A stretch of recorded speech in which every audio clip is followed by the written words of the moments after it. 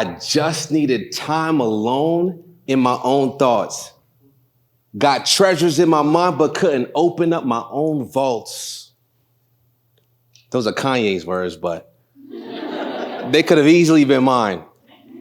Because growing up, I always felt like there was greatness inside of me.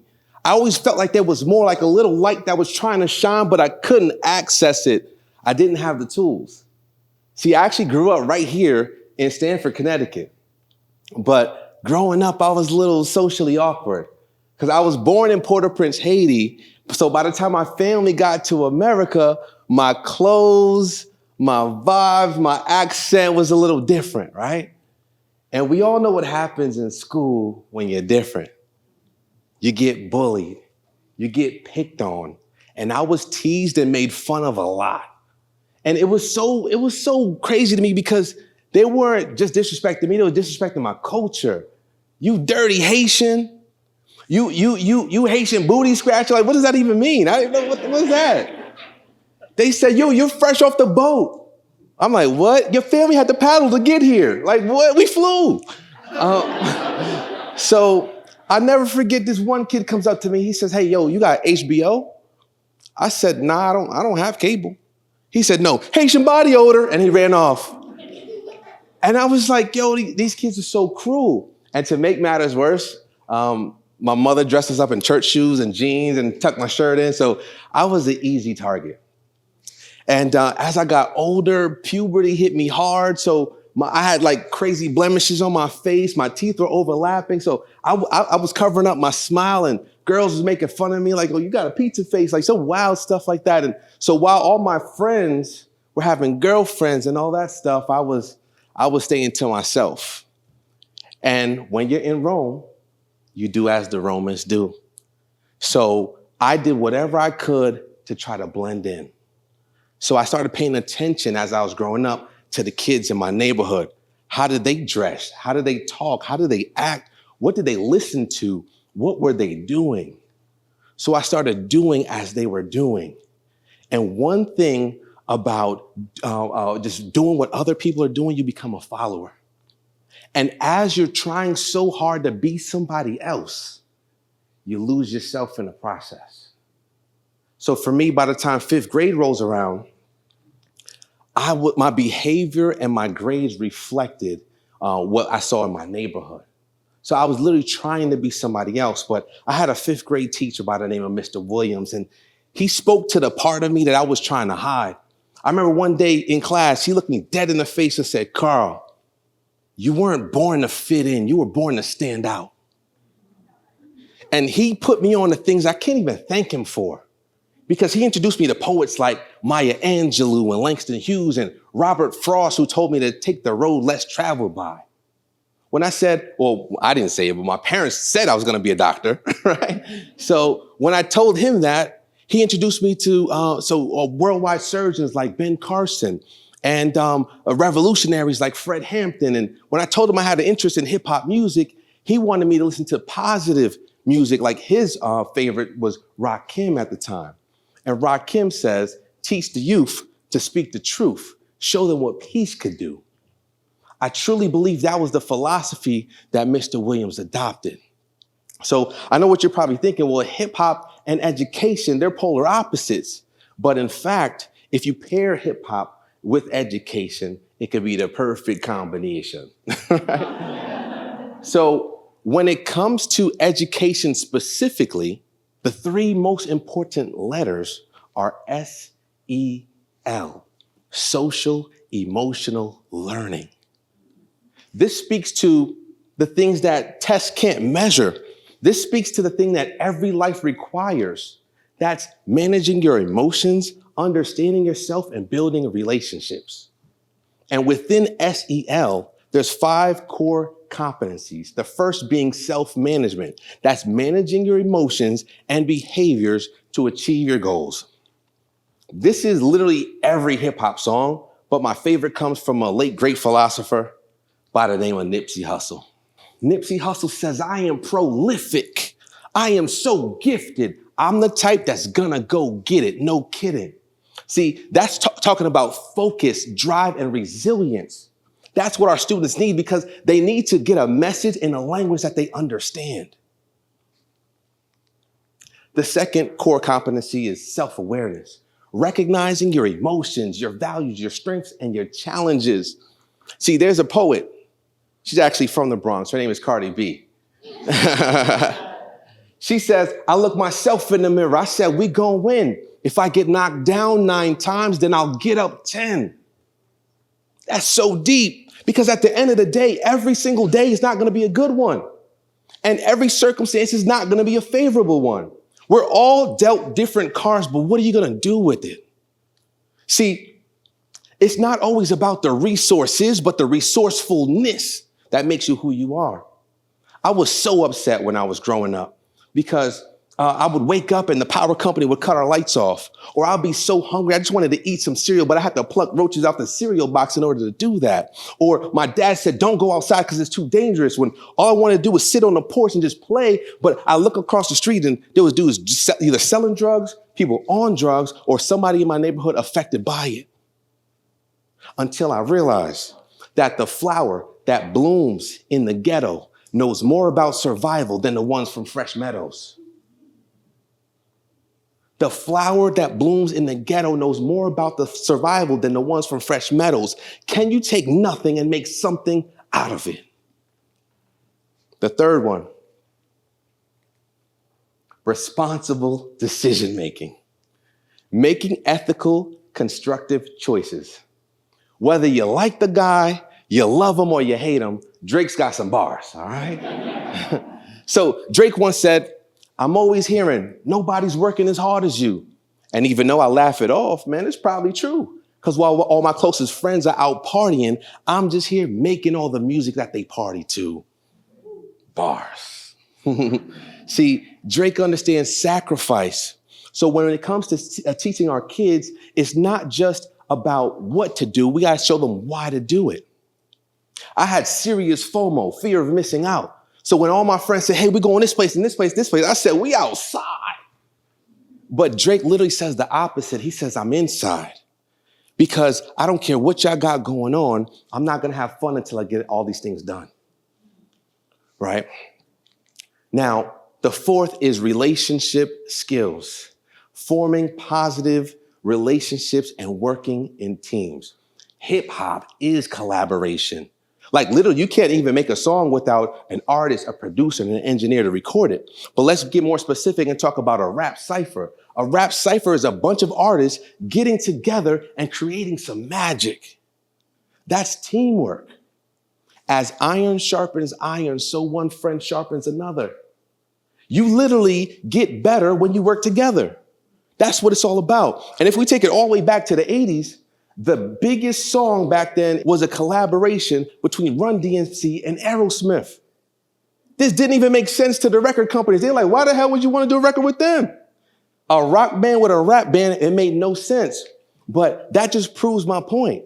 You can work with someone who doesn't look like you, doesn't have the same background as you, and doesn't even sound like you, but still can make some incredible things happen. Which brings me to my fifth and final core competency, social awareness. This is showing understanding and empathy.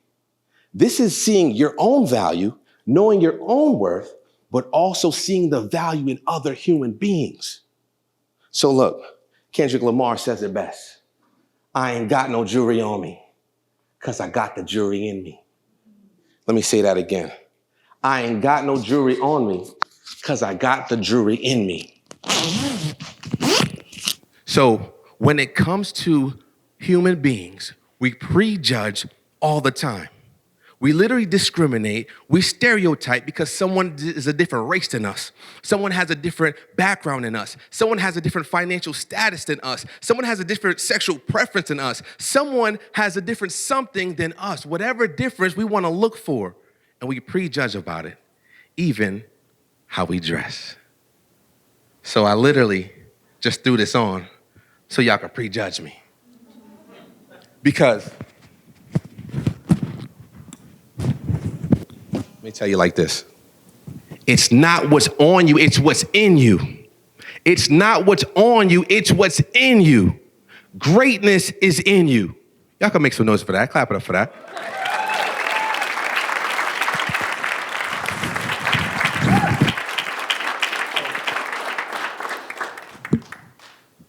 Gotta get fresh, because my mama would kill me if I stayed in the do-rag this whole time. See, what most people don't understand is that there's greatness in you.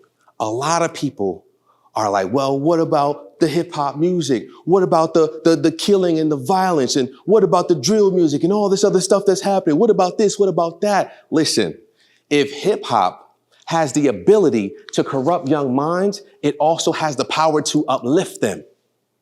I'll say that again. If hip hop has the ability to corrupt young minds, it also has the power to uplift them. So whatever it is that you're looking to do, I am a living example of it. I am a living example of it. So this is my 5th grade self on the left. This is the kid that saw the neighborhood and was like, yo, that's success to me. I saw the drug dealers. They had the cars, the clothes, the money, and the girls. I said, that's what I want to be. Even though my father was hard in working hard, 2 and 3 jobs to provide for me, I thought the street hustles was the example of success. So I tried to mold myself after that. In the middle is my teenage self. This is the guy that was so consumed of being in the crowd that I made it to college, but I went from dean's list to academic probation. And that same person was also one handshake away from joining the gang. And the person on the right, my adult self, still making mistakes, still has flaws, but always learning and growing. And the beautiful thing about all 3 phases of my life is the kid never quit. My mentor, Mike Hume, said it is impossible to stop a man or woman who will not quit. So I need you to understand, if you got a goal, if you got something great that you want to achieve, as long as you don't quit, you'll get there. So today, I use my voice to inspire the masses. Mentored 24,800 students all across the world, because I'm not afraid to share my story, because I know it will inspire others. So the last few things I want to share with you. You're damn right I like the life I live, because I went from negative to positive, and it's all good.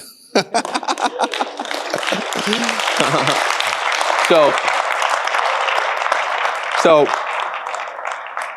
there's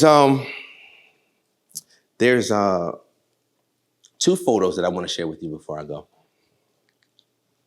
This one is I'm going to breeze through this one because it's hard for me to share the story without crying. So this happened on one of the most emotionally taxing days of my life. Like, whatever could go wrong was going wrong that morning. So I created a youth empowerment show where we bring celebrities together to inspire the youth, right? So we go to different schools all across the country. And on this particular day, my expectation was 500 kids showing up, but only 100 showed up. I had a falling out with a business partner, so that was threw my mood all the way off. And then a few of the celebrity guests that was supposed to be there canceled on me last minute. So everything was happening at the same time. I'm walking around the hallways visibly upset. And one of my mentors stopped me. He said, Carl, what's wrong with you? I said, look, man, listen. A lot is going on right now. Basically, I thought it was going to be more people here, but it's not. He said, Carl, the place doesn't need to be packed in order for you to make an impact. So that rejuvenated me. I went out on stage and I was doing my thing. I got this thing where I share affirmations with the crowd. And in that, I say, hey, I'm looking for the person with the most energy. But in actuality, I'm looking for the kid that looks like they need it the most. So I'm on stage and I see this kid all the way in the back, down. He wasn't even standing up. He was just down, depressed, sinking into his seat. I said, you, come on stage. And he's looking like, me? You're saying I have the most energy? I said, yep, come on stage. I bring him on stage and my photographer captured the moment right when I put the crown on his head and I put the mirror to his face. He started to crack a smile for the first time. That's when the photographer captured that photo. And for the remainder of the show, I saw him like brightening up. So he looked happy by the time he left. But the thing is, he was supposed to give me my crown back and he left with it. I'm like, where's that kid with my crown? I couldn't find him. He was gone. 3 days later, his mother reaches out to me on social media. She said, Carl, I just want to say thank you. I said, for what? She said, you don't know what you did for my son. I said, what happened? She said, he went to school with your crown on. Oh, what? She said all the kids and all the teachers were saying, yo, what's gotten into you? Why you got this crown on your head? He said, I went to this show and thousands of people were saying I'm a king. So I'm over here upset that only 100 people showed up. But this kid came on stage and saw thousands of people. And then she said, but there's more. I said, what happened? She said, for the last several months, my son's been mute. I said, what do you mean? She said, he witnessed abuse in my household. And because he was so small, he felt powerless. And because he felt powerless, he just stopped communicating altogether. She said, since your show, he has not stopped talking. This moment is like my favorite picture ever. So I turned it into my favorite piece of art ever.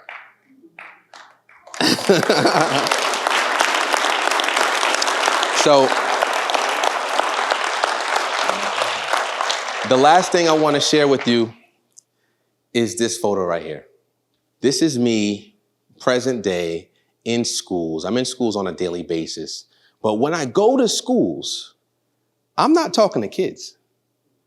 I'm speaking to the younger version of myself. So when I see these kids, the two kids that are directly in front of me, it's a boy and a girl. When I see them, I'm looking at them and seeing everything I used to be.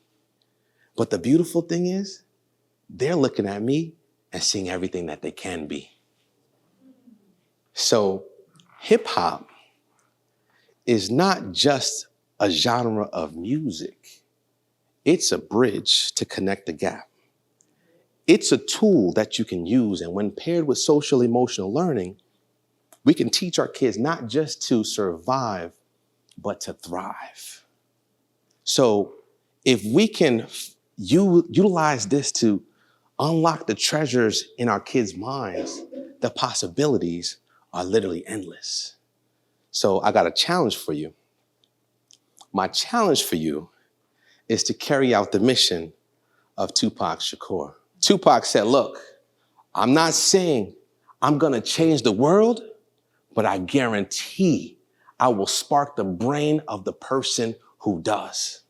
So my challenge to you today is to be that spark. I love y'all. Peace.